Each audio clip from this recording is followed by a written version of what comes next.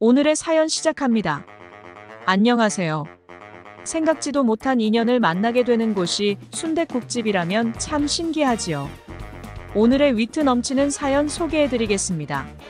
저는 퇴근하고 나서 순댓국을 자주 즐겨 먹는 50대 남자입니다.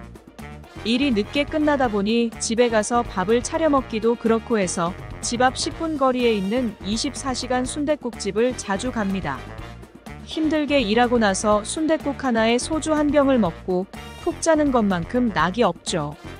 어차피 집에 들어가도 이제는 혼자이니 차라리 이렇게 해결하고 가는 게 속 편하다 싶어 일주일에 3일 정도는 순댓국집을 방문합니다.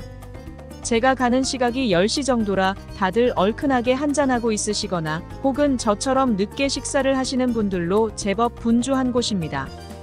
다니다 보니 단골들은 제법 낯이 익기 마련인데요. 몇 달 전 한 여성분이 수요일과 금요일마다 방문하시더라고요. 혼자서 국밥에 소주를 드실 때도 있고 급하게 포장해서 나가실 때도 있지만 거의 비슷한 시간에 수요일과 금요일에 방문하십니다. 제가 방문하는 시간과도 맞물려서 자연스레 눈길이 갈 수밖에 없었죠. 왜 여자가 늦은 시간에 혼자 순댓국집을 오는 걸까 생각을 잠깐 하긴 했습니다. 그러던 어느 날 손님이 유독 많은 수요일이었는데 어쩌다 보니 합석을 하게 됐습니다. 4인용 테이블에서 서로 대각선으로 앉게 되었는데 둘 다 순댓국밥에 소주를 한 병씩 시켜서 먹기 시작했습니다. 저는 평소처럼 쌈장에 다진 고추랑 마늘을 넣어 막장을 만들어 달라고 사장님께 요청드렸습니다. 그러자 반대편의 여성분은 언니 제 초장 주세요 하더니 초장을 한 접시 받아드는 겁니다. 참 특이한 식성이네 싶어서 힐끔힐끔 쳐다보니 소주를 반 병 정도 마신 여성분이 왜 자꾸 쳐다보냐는 겁니다. 그래서 다른 게 아니라 그냥 초장을 찍어 먹는 게 신기해서 봤다고 미안하다고 했더니 원래 순대에는 초장이라더군요. 저희 동네에서는 무조건 막장이고 초장은 아닌 것 같다고 했더니 갑자기 초장에 찍어 먹어보라고 하는 겁니다. 황당해서 입씨름처럼 몇 마디가 오갔습니다. 먹어보고 일단 맛없으면 얘기하라고 하면서 계속 권하길래 알았다고 했습니다. 마늘을 초장에 찍어서 순대랑 같이 먹어보라길래 그렇게 한번 먹어봤더니 제법 괜찮더군요. 호탕하게 웃더니 아저씨 그거 봐요 하면서 앞접시에 초장을 짜주는 겁니다. 제법 괜찮기도 하고 웃기기도 해서 맛있게 먹고 나왔습니다. 그 이후로 수요일이나 금요일만 되면 같이 합석을 자연스럽게 해서 밥을 먹게 되었습니다. 두어 번 먹고 나니 서로 소주잔을 부딪히는 사이가 되었습니다. 늦게 들어가면 가족들이 깨기 때문에 밥을 먹고 간다고 했습니다. 그리고 남편이 순댓국을 좋아하지 않고 돼지 냄새에 유달리 예민해서 먹고 들어간다고 하더군요. 그래서 저도 몇 년 전 이혼해서 집에 와이프도 없고 텅 빈 집에서 밥 해먹기 싫어서 먹게 되었다고 했습니다. 이야기를 나눠보니 호탕하고 재밌는 사람이었습니다. 40대 초반으로밖에 안 보였는데 몇 살 차이도 안 나더군요. 매주 수요일과 금요일이 은근히 기다려지게 되었습니다. 술친구가 하나 생긴 거죠. 이야기를 나누다 보니 30분 정도 거리에 작은 카페를 하나 하는데 수요일이랑 금요일만 직원들이 쉬어서 늦게 끝난다고 하더군요. 제 회사에서 돌아오는 길이라 이야기를 듣고 수요일에 방문하게 되었습니다. 엄청 반가워하는 표정이더니 순댓국을 먹으러 갈 거냐기에 그렇다고 했죠. 뭔가 이 나이에 신선한 친구가 생긴 기분이었습니다.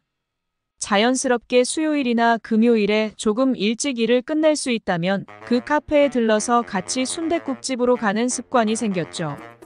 그때는 무슨 특별한 의도가 있거나 그랬던 것은 절대 아닙니다.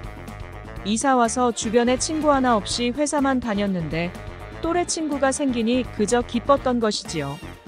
주말에 오래간만에 서울에서 친구들을 만나고 늦게 들어오게 되었는데 술이 깨면서 배가 고파 순댓국집을 가게 되었습니다. 새벽이라 사람도 별로 없고 한두 테이블 정도 있었는데 구석에서 그 사람이 순댓국에 소주를 먹고 있더군요. 누가 봐도 심란한 표정으로 밥을 먹는데 놀라서 앞에 앉아 물으니 남편과 트러블이 있었다고 하더군요. 친한 친구 말만 믿고 돈을 좀 끌어다가 투자한 게 있는데 그게 잘 안 돼서 남편이랑 다툼이 좀 있었나 봐요. 그전에도 뭐 자잘한 부부간의 문제들이 있던 모양인데 감정의 골이 깊어져서 이제는 말도 하기 싫다고 하더군요. 부부 사이 일이라 이래저래 말해줄 것도 없고 그냥 술친구가 되어줬습니다. 한 잔 두 잔 마시다 보니 저도 이미 술 한 잔 거하게 하고 온 상태고 그 사람도 마시던 중이라서 둘 다 좀 많이 취했습니다. 가까운 우리 집으로 옮겨서 한 잔 더 하자 이야기를 하며 집으로 가게 되었습니다. 집에 있는 소주에 그냥 있는 반찬으로 안주 삼아서 이런저런 이야기를 하다 보니 많이 취했습니다. 사실 기억도 잘 나지 않지만 일어나 보니 둘 다 옷을 실오라기 거치지 않고 잠을 자고 있었습니다.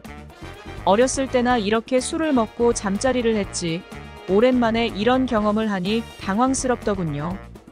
에라 모르겠다 싶어서 다시 누워 있었는데 그녀가 주섬주섬 일어나서 나가더군요.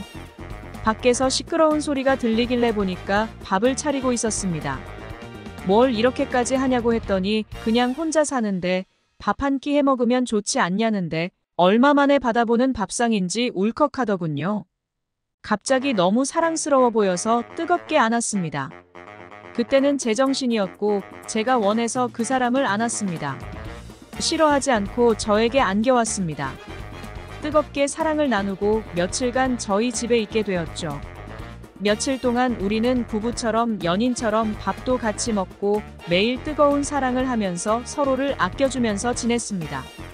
남편과의 불화를 핑계로 나왔지만 저와 함께하는 시간이 싫지 않은 듯 했습니다.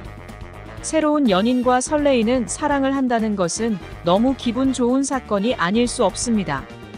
이내 며칠 있다 집으로 다시 돌아가기는 했지만 수요일이랑 금요일만 되면 저와 같이 퇴근을 하게 되었죠.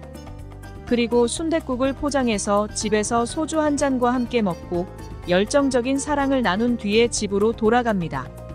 냉전을 핑계 삼아 며칠 저희 집으로 와 있기도 하죠. 같이 있으면 신혼 때 느꼈던 기분을 종종 느끼기도 합니다. 나이가 들어서 서로에 대해 좀 더 솔직하게 이야기를 할 수 있는 사이여서 그런지 몰라도 함께하는 시간이 즐겁죠. 서로에게 무언가를 요구하거나 책임을 묻지 않는 것도 좋은 것 같습니다.